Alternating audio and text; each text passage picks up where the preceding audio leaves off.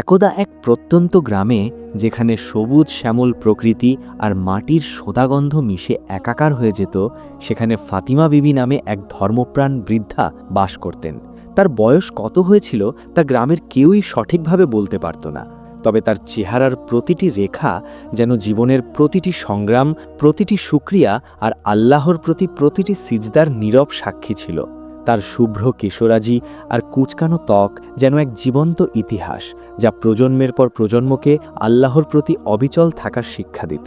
তার জীবন ছিল অত্যন্ত সাদামাটা, বাহুল্যবর্জিত, জাগতিক লোভ লালসা থেকে মুক্ত, কিন্তু তার অন্তর ছিল আল্লাহর জিকিরে পূর্ণ এবং ঈমানের আলোয় উজ্জ্বল। তিনি একাকী জীবনযাপন করলেও তার প্রতিটি নিঃশ্বাসে, প্রতিটি পদক্ষেপে ছিল আল্লাহর প্রতি অগাধ বিশ্বাস, তাওয়াক্কুল এবং ধৈর্য, সবার। তিনি ছিলেন গ্রামের সবার কাছে এক জীবন্ত উদাহরণ, এক চলমান অনুপ্রেরণা। তার সরলতা, তার বিনয় এবং তার অবিচল ঈমান ছিল তার সবচেয়ে বড় সম্পদ, যা তাকে যে কোনো প্রতিকূল পরিস্থিতিতে অবিচল থাকতে সাহায্য করত। তার দিন কাটত আল্লাহর ইবাদাত, জিকির এবং সৃষ্টির সেবায়। ফাতিমা বিবির দিন শুরু হতো ফজরে আজানের অনেক আগেই। যখন গ্রামের অধিকাংশ মানুষ গভীর ঘুমে আচ্ছন্ন থাকত, তখন তিনি তার ছোট্ট কুঁড়ে ঘরের নিস্তব্ধতাকে ভেঙে তাহাজ্জুদের নামাজে দাঁড়িয়ে যেতেন।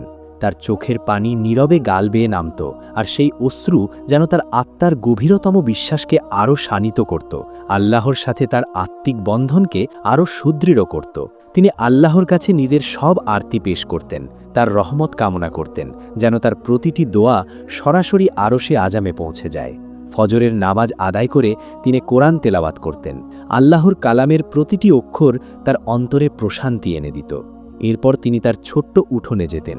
সেই উঠোনটি ছিল তার কাছে এক পবিত্র স্থান, এক টুকরো জান্নাত, যেখানে তিনি কেবল লাউ চাষ করতেন না, বরং আল্লাহর দেওয়া রিজিকের প্রতি তার কৃতজ্ঞতা প্রকাশ করতেন। লাউয়ের লতাগুলো পরম যত্নে তিনি মাচার উপর ছড়িয়ে দিতেন, যেন তারা আল্লাহরই দান, তাঁরই কুদরতের নিদর্শন। প্রতিটি লাউয়ের চারা, প্রতিটি নতুন পাতা যেন তার কাছে এক নতুন জীবনের বার্তা নিয়ে আসত, আল্লাহর অসীম সৃষ্টির মহিমা ঘোষণা করত। তিনি লাউগুলোকে কেবল সবজি হিসাবে দেখতেন না, বরং আল্লাহরই দান হিসাবে লালন করতেন, তাদের বেড়ে ওঠাকে আল্লাহর মহিমা হিসাবে উপলব্ধি করতেন। তার এই লাউ চাষ ছিল তার জীবিকার প্রধান উৎস, কিন্তু তার চেয়েও বেশি ছিল তার আধ্যাত্মিক জীবনের এক অবিচ্ছেদ্য অংশ। তিনি বিশ্বাস করতেন এই লাউগুলো কেবল মাটি ও পানি থেকে জন্মায়নি, বরং আল্লাহর অসীম রহমত ও বরকতেই তারা ফলবান হয়েছে। তার প্রতিটি লাউয়ের ফলন ছিল আল্লাহর পক্ষ থেকে এক বিশেষ অনুগ্রহ, যা তার ঈমানকে আরও মজবুত করত। ফাতিমা বিবি কেবল নিজের প্রয়োজন মেটাতেন না, বরং লাউ থেকে প্রাপ্ত ফল প্রতিবেশীদের সাথেও হাসি মুখে ভাগ করে নিতেন। বিশেষ করে অভাবী ও অসুস্থদের কাছে তিনি নিয়মিত লাউ পৌঁছে দিতেন। এটি ছিল তার সাদাকার অংশ, এবং তিনি দৃঢ়ভাবে বিশ্বাস করতেন যে এতে আল্লাহর বরকত আরও বৃদ্ধি পায়। তার এই উদারতা এবং দানশীলতা গ্রামের সবার কাছে তাকে এক শ্রদ্ধার পাত্রী করে তুলেছিল। গ্রামের ছোট ছোট ছেলেমেয়েরা তাকে ফাতিমা দাদি বলে ডাকত এবং তার কাছ থেকে গল্প শুনতে ভালোবাসত। তিনি তাদের আল্লাহর মহিমা, নবীদের কাহিনী এবং ইসলামের সুন্দর শিক্ষাগুলো সহজ ভাষায় বলতেন, যা তাদের কচি মনে ঈমানের বীজ বপন করত। তার কথাগুলো ছিল মধুর, তার উপদেশগুলো ছিল জীবনমুখী, যা গ্রামের মানুষকে সঠিক পথে চলতে অনুপ্রাণিত করত।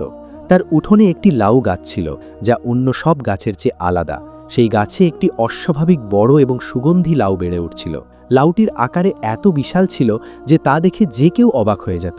এর রং ছিল গাঢ় সবুজ, আর এর থেকে এক মিষ্টি, মন মুগ্ধ করা সুগন্ধ ভেসে আসত, যা অন্য কোনো লাউয়ে পাওয়া যেত না। এই সুগন্ধ ছিল এক অলৌকিক সুগন্ধ, যা ফাতিমা বিবির ইবাদত এবং আল্লাহর প্রতি তার ভালোবাসার প্রতিফলন ছিল। ফাতিমা বিবি এই লাউটিকে একটি বিশেষ উদ্দেশ্যে যত্ন করে রাখছিলেন, গ্রামের গুরুতর অসুস্থ এক প্রতিবেশীর জন্যে, যার নাম ছিল রহিমা। রহিমা বিবি অনেক দিন ধরে একটি দুরারোগ্য ব্যাধিতে ভুগছিলেন, এবং গ্রামের কুবিরাজরাও তার আরোগ্যের আশা ছেড়ে দিয়েছিলেন। রহিমা বিবির বিছানায় শুয়ে থাকা শীর্ণ দেহ এবং তার পরিবারের সদস্যদের হতাশ মুখ ফাতিমা বিবির মনে গভীর দাগ কেটেছিল। ফাতিমা বিবি রহিমা বিবির জন্যে আল্লাহর কাছে প্রতিনিয়ত দোয়া করছিলেন এবং বিশ্বাস করতেন যে আল্লাহর রহমত এই বিশেষ লাউয়ের মাধ্যমে পৌঁছতে পারে। তিনি জানতেন আল্লাহর কুদরত অসীম এবং তিনি যে কোনো উপায়ে তার বান্দাদের সাহায্য করতে পারেন। এই লাউটিই ছিল তার কাছে আল্লাহর রহমতের এক প্রতীক, এক আশার আলো, যা রহিমা বিবির জীবনে নতুন দিনের সূচনা করতে পারে। তিনি প্রতিদিন এই লাউটির দিকে তাকিয়ে আল্লাহর শুকরিয়া আদায় করতেন এবং রহিমা বিবির দ্রুত আরোগ্যের জন্য দোয়া করতেন। তার এই বিশ্বাস ছিল এতটাই গভীর যে তিনি লাউটিকে কেবল একটি ফল হিসাবে দেখতেন না, বরং আল্লাহর পক্ষ থেকে এক নিরাময়ের মাধ্যম হিসাবে দেখতেন। তিনি মনে মনে বলতেন, হে আল্লাহ, তোমার কুদরত অসীম, তুমি এই লাউয়ের মাধ্যমে রহিমা বিবিকে সুস্থ করে দাও। এই লাউটিই যে তার জীবনের একটি অপ্রত্যাশিত মোড় ঘুরিয়ে দেবে তা তিনি তখনও জানতেন না। এটি ছিল তার ঈমানের এক কঠিন পরীক্ষার পূর্বাভাস, যা আল্লাহর অসীম কুদরতের এক অলৌকিক নিদর্শন হয়ে থাকবে। এই লাউয়ের প্রতিটি শিরায় উপশিরায় যেন আল্লাহর রহমতের ছোঁয়া লেগেছিল, যা তাকে সাধারণ লাউ থেকে এক অসাধারণ লাউয়ে পরিণত করেছিল। ফাতিমা বিবির শান্ত ইবাদতময় জীবন যখন তার ছোট্ট উঠোনে লাউয়ের লতার মতো প্রসারিত হচ্ছিল, ঠিক তখনই দূর দিগন্তে কালো মেঘের আনাগোনা শুরু হলো। এই মেঘ ছিল কোনো বৃষ্টির মেঘ নয়, বরং এক আসন্ন বিপদের পূর্বাভাস।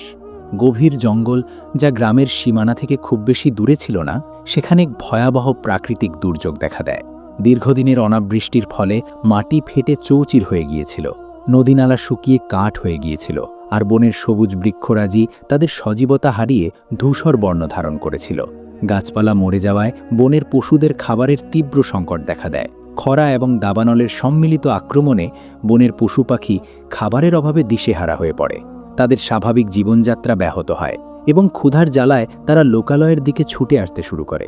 তাদের চোখে ছিল ক্ষুধা আর বাঁচার তীব্র আকাঙ্ক্ষা। এই দুর্যোগের শিকার হয়েই একটি ক্ষুধার্ত এবং স্বাভাবিকের চেয়ে অনেক বেশি হিংস্র বাঘ লোকালয়ের কাছাকাছি চলে আসে। বাঘটি ছিল আকারে বিশাল, তার গায়ের ডোরাকাটা দাগগুলো যেন রাতের আধারেও জ্বলজ্বল করত। তার চোখ দুটো ছিল ক্ষুধার্ত অগ্নিস্ফুলিঙ্গের মতো, যা দেখলে যে কোনো প্রাণীর বুক কেঁপে উঠত। তার প্রতিটি নড়াচড়ায় ছিল এক অপ্রতিরোধ্য শক্তি, যা তাকে বনের রাজা হিসেবে প্রতিষ্ঠিত করেছিল।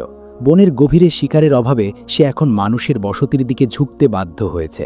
তার ক্ষুধার জ্বালা এতটাই তীব্র ছিল যে সে তার স্বাভাবিক ভয়কে জয় করে লোকালয়ের দিকে এগিয়ে আসছিল। গ্রামের মানুষ প্রথম যখন বাঘের পায়ের ছাপ দেখতে পেল, তখন তাদের মনে এক শীতল ভয়ের স্রোত বয়ে গেল। প্রথমে গুজব, তারপর নিশ্চিত খবর, বাঘ এসেছে। গ্রামের শান্তিপ্রিয় জীবনযাত্রায় নেমে আসে এক অপ্রত্যাশিত আতঙ্ক। বাঘের আগমনের খবরে গ্রামের মানুষ ভীত সন্ত্রস্ত হয়ে পড়ে। তাদের রাতের ঘুম হারাম হয়ে যায়। দিনের বেলাও তারা সাবধানে চলাফেরা করত। শিশুরা খেলাধুলা ছেড়ে ঘরের ভেতরে থাকত।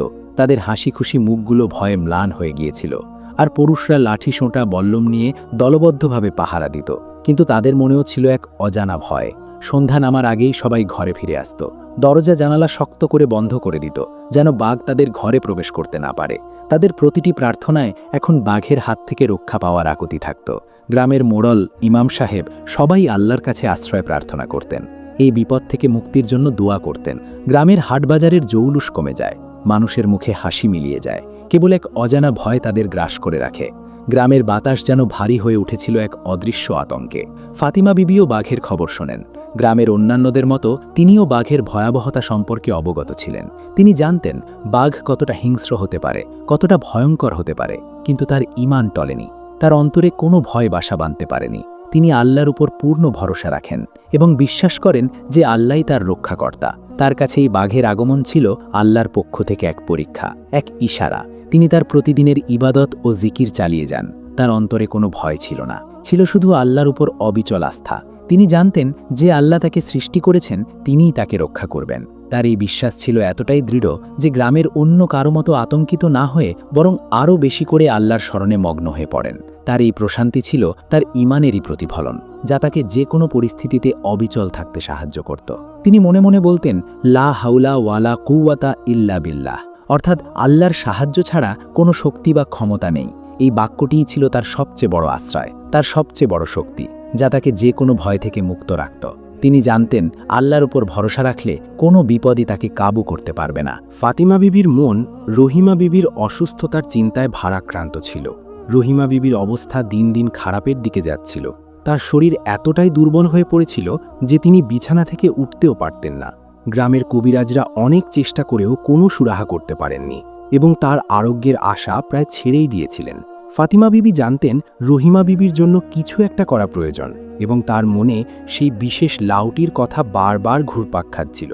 তিনি দৃঢ়ভাবে বিশ্বাস করতেন যে এই লাউয়ের বরকতে আল্লাহ রহিমা বিবিকে সুস্থ করে দিতে পারেন। এই বিশ্বাস থেকেই তিনি এক কঠিন সিদ্ধান্ত নিলেন। তিনি নিজেই সেই লাউটি নিয়ে পাশের গ্রামে রহিমা বিবির কাছে যাবেন।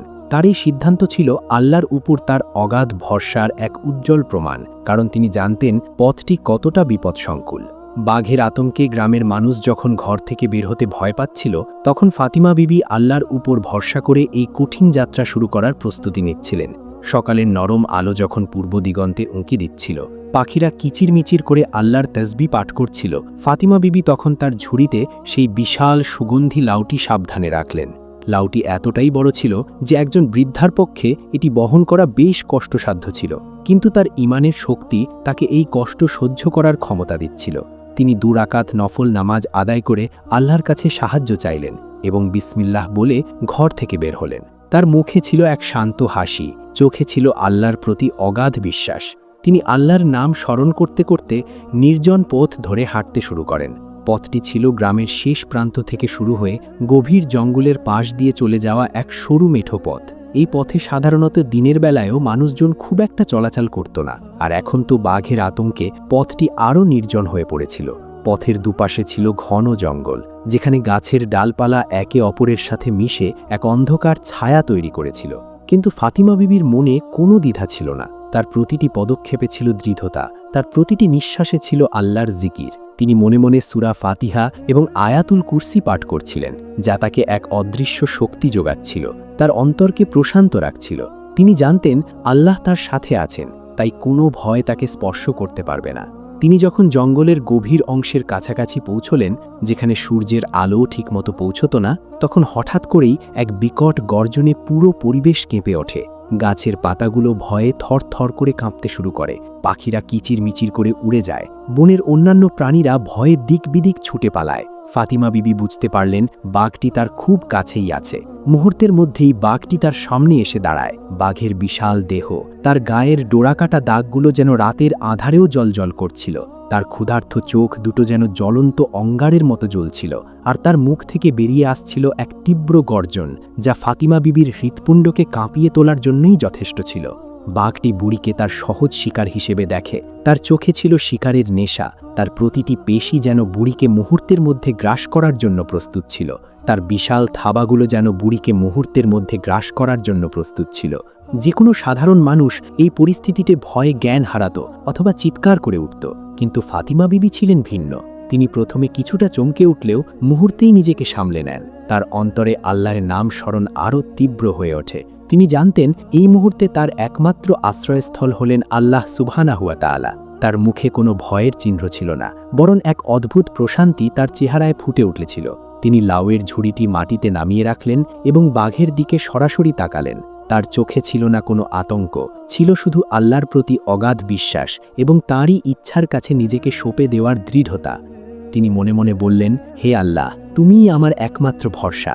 এই ছিল তার ঈমানের পরীক্ষা, যা তিনি আল্লাহর উপর পূর্ণ ভরসা রেখে মোকাবিলা করতে প্রস্তুত ছিলেন। তার এই অবিচলতা দেখে বাঘও যেন কিছুটা হতবাক হয়ে গিয়েছিল। সে এমন নির্ভীক শিকার আগে কখনো দেখেনি। বাঘের মুখোমুখি হয়েও ফাতিমা বিবির মুখে কোনো ভয় ছিল না, বরং এক স্বর্গীয় প্রশান্তি। তার অন্তর ছিল আল্লাহর স্মরণে ভরপুর, তার চোখ দুটো ছিল আকাশের দিকে নিবদ্ধ, যেন তিনি সরাসরি আল্লাহর সাথে কথা বলছেন, তার কাছেই সাহায্য প্রার্থনা করছেন। তার ঠোঁট নড়ছিল নীরবে, আর তার অন্তর থেকে বেরিয়ে আসছিল এক গভীর প্রার্থনা, যা তার আত্মাকে আল্লাহর সাথে এক করে দিচ্ছিল। তিনি বাঘের দিকে তাকিয়ে দৃঢ় কণ্ঠে বলেন, তার কণ্ঠস্বরে ছিল না কোনো কম্পন, ছিল শুধু অবিচল বিশ্বাস। হে আল্লাহর সৃষ্টি, আমার জীবন আল্লাহর হাতে। যদি আল্লাহ চান তবে তুমি আমাকে ভক্ষণ করতে পারবে, আর যদি তিনি না চান তবে তোমার কোনো শক্তি নেই আমাকে স্পর্শ করার। আমার রবই আমার রক্ষাকর্তা, তিনিই আমাকে সৃষ্টি করেছেন, তিনিই আমাকে রিজিক দেন এবং তিনিই আমার জীবন ও মৃত্যুর মালিক। তার অনুমতি ছাড়া একটি গাছের পাতাও নড়ে না, একটি প্রাণীরও মৃত্যু হয় না। বুড়ির চোখে কোনো ভয় ছিল না, ছিল শুধু আল্লাহর প্রতি অগাধ বিশ্বাস, এবং তার চেহারায় ছিল এক স্বর্গীয় প্রশান্তি, যা বাঘের হিংস্র চোখকেও যেন শান্ত করে দিচ্ছিল। তার এই কথাগুলো ছিল যেন আল্লাহর কালামের প্রতিধ্বনি, যা বাঘের হৃদয়ে এক অজানা কম্পন সৃষ্টি করছিল। তার এই অবিচল ঈমান দেখে বাঘ থমকে যায়। বাঘ এমন নির্ভীক শিকার আগে কখনো দেখেনি। তার হিংস্রতা যেন মুহূর্তের জন্য স্তব্ধ হয়ে যায়।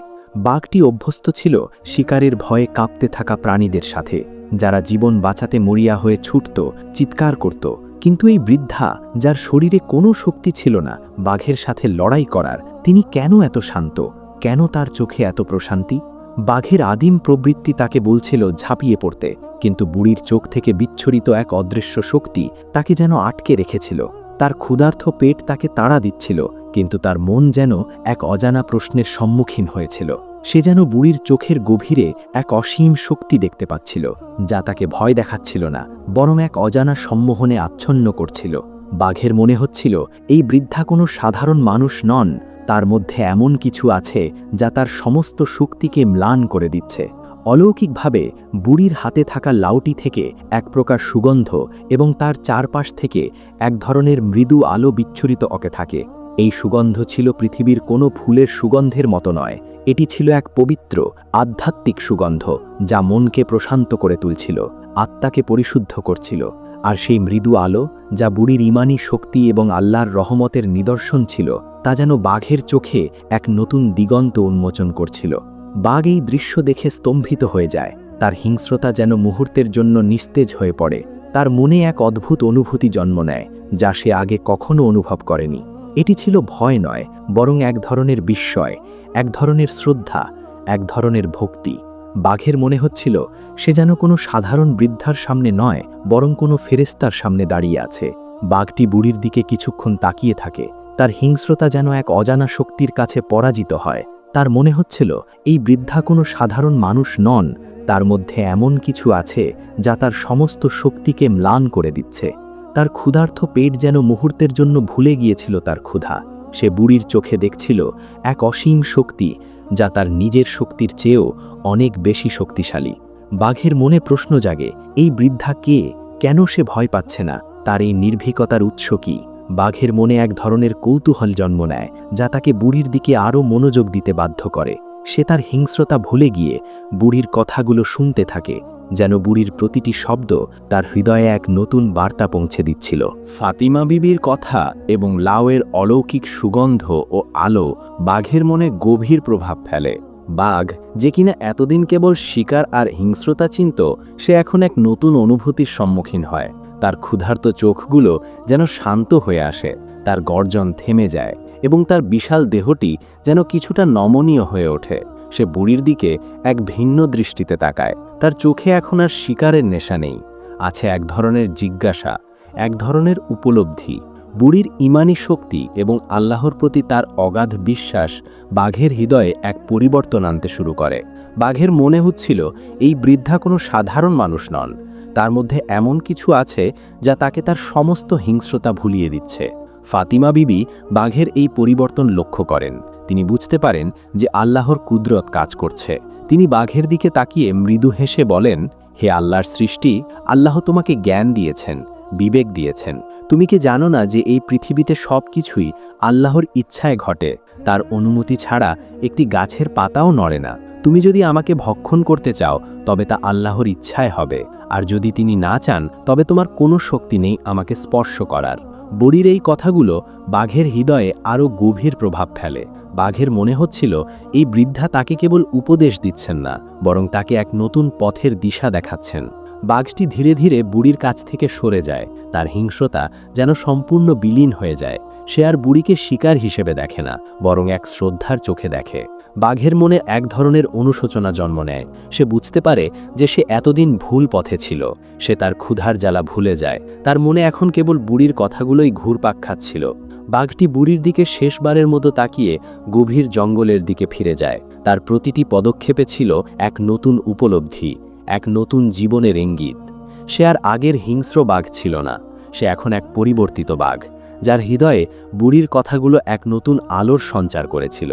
ফাতিমা বিবি আল্লাহর শুকরিয়া আদায় করেন। তিনি বুঝতে পারেন যে আল্লাহ তার দোয়া কবুল করেছেন এবং বাঘকে তার পথ থেকে সরিয়ে দিয়েছেন। তিনি লাউয়ের ঝুড়িটি আবার তুলে নেন এবং রহিমা বিবির বাড়ির দিকে যাত্রা শুরু করেন। তার মনে ছিল এক অনাবিল শান্তি এবং আল্লাহর প্রতি অগাধ কৃতজ্ঞতা। তিনি জানতেন আল্লাহ তার সাথে আছেন এবং তিনি তাকে যে কোনো বিপদ থেকে রক্ষা করবেন। রহিমা বিবির বাড়িতে পৌঁছে ফাতিমা বিবি দেখেন রহিমা বিবির অবস্থা আরও খারাপের দিকে গেছে। তার পরিবারের সদস্যরা হতাশায় ডুবে আছে। ফাতিমা বিবি দেরি না করে সেই বিশেষ লাউটি ফাতিমা বিবির হাতে তুলে দেন এবং আল্লাহর নাম স্মরণ করে রহিমা বিবিকে লাউটি খেতে বলেন। রহিমা বিবি প্রথমে কিছুটা দ্বিধা করলেও ফাতিমা বিবির কথায় বিশ্বাস করে লাউটি থেকে সামান্য অংশ গ্রহণ করেন। অলৌকিকভাবে লাউটি খাওয়ার সাথে সাথেই রহিমা বিবির শরীরে এক অদ্ভুত পরিবর্তন আসে। তার দুর্বল শরীর যেন মুহূর্তের মধ্যে শক্তি ফিরে পায়। তার মুখমণ্ডলে এক নতুন আভা ফুটে ওঠে। তার দীর্ঘদিনের অসুস্থতা যেন এক নিমিষেই দূর হয়ে যায়। রহিমা বিবি বিছানা ছেড়ে উঠে বসেন এবং আল্লাহর শুকরিয়া আদায় করেন। তার পরিবারের সদস্যরা এই অলৌকিক ঘটনা দেখে বিস্মিত হয়ে যায় এবং আল্লাহর মহিমা ঘোষণা করে। তারা ফাতিমা বিবির প্রতি কৃতজ্ঞতা প্রকাশ করে এবং তার ঈমানি শক্তির প্রশংসা করে। এই ঘটনা গ্রামের সবার মুখে মুখে ছড়িয়ে পড়ে এবং ফাতিমা বিবির প্রতি তাদের শ্রদ্ধা আরও বেড়ে যায়। ফাতিমা বিবির জীবন, তার ঈমানি শক্তি এবং লাউয়ের অলৌকিক নিরাময় ক্ষমতা গ্রামের মানুষের জীবনে এক গভীর প্রভাব ফেলে। এই ঘটনা শুধু রহিমা বিবির জীবনই বাঁচায়নি, বরং গ্রামের প্রতিটি মানুষের হৃদয়ে আল্লাহর প্রতি বিশ্বাসকে আরও মজবুত করে। গ্রামের মানুষ বুঝতে পারে যে আল্লাহর কুদরত অসীম এবং তার রহমত যে কোনো বিপদ থেকে মানুষকে রক্ষা করতে পারে। তারা ফাতিমা বিবির কাছ থেকে শিক্ষা গ্রহণ করে এবং আল্লাহর প্রতি তাদের তাওয়াক্কুল ও সবর বৃদ্ধি পায়। তো বন্ধুরা, আশা করি ভিডিওটি তোমাদের ভালো লেগেছে। যদি ভিডিওটি একটুও ভালো লেগে থাকে তাহলে অবশ্যই চ্যানেলটিকে সাবস্ক্রাইব করুন এবং আপনার সকল মতামত কমেন্টে জানিয়ে দিন। তো আল্লাহ হাফিজ।